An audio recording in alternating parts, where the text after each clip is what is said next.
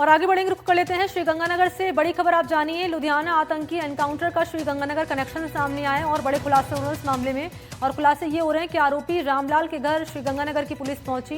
दरअसल ये आरोपी नाम है जिसका रामलाल, ये ताखरा वाली गांव का है। लुधियाना में हुए एनकाउंटर में ये घायल हुआ है रामलाल। एनकाउंटर के बाद परिजनों का बड़ा बयान। परिजन कह रहे हैं कि रामलाल को बहला फुसला कर ले गए हैं। दूसरे आरोपी दीपक कुमार पर साथ ले जाने का आरोप लग रहा है। 5 से 6 दिनों से रामलाल के घर पर था दूसरा आरोपी, नाम है इसका दीपू। 2 दिन तक रामलाल के फोन बंद रहे। लुधियाना पुलिस ने किया था दोनों आतंकियों का एनकाउंटर और आरोपियों से बरामद हुए थे ग्रेनेड, पिस्तौल, कारतूस। पाकिस्तान के हैंडलर तस्वीर से ये संपर्क में सामने आया था। और सहयोगी कुलदीप इस वक्त ऑनलाइन पर मौजूद है। कुलदीप, अपडेट बताएं, अब तक क्या मिल रही है? देखिए, इसके अंदर जो 2 आरोपी हैं, एक रामलाल है जो श्रीगंगानगर जिले के गांव ताखरावाली का निवासी है, और जो दूसरा आरोपी है वो भी श्रीगंगानगर जिले के नजदीकी गांव है शेरेवाला, लेकिन वो पंजाब सीमा के अंदर पड़ता है। वहां का है दीपक उर्फ दीपू। आज हम जो रामलाल है उसके घर पर गए, तब उन्होंने बताया, जो रामलाल की मदर हैं उन्होंने जानकारी देते हुए बताया कि जो पंजाब के गांव शेरेवाला का दीपक उर्फ दीपू है वो उनके घर पर आया था, 5-7 दिन उनके घर पर रुकता है और वही उनके बेटे रामलाल को बहला फुसलाकर पंजाब की तरफ ले गया। रामलाल के नजदीकी एक पड़ोस के अंदर अमित नाम का युवक भी रहता है, वो इनकी गाड़ी को चलाकर ले गया था। लेकिन जब ये लोग लुधियाना पहुंचे, उस दौरान 2 व्यक्ति आते हैं, एक ने रामलाल को पकड़ लिया और दूसरे ने दीपक को पकड़ लिया।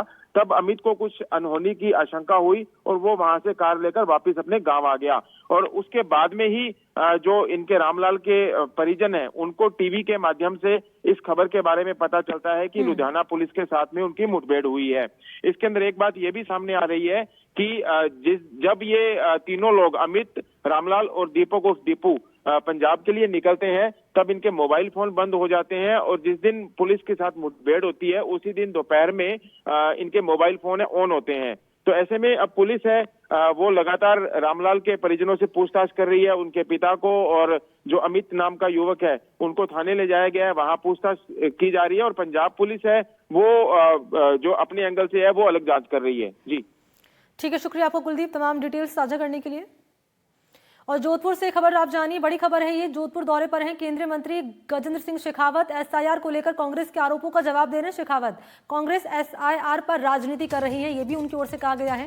कांग्रेस स्वार्थ की राजनीति करती है, ये भी कह रहे हैं गजेंद्र सिंह शेखावत।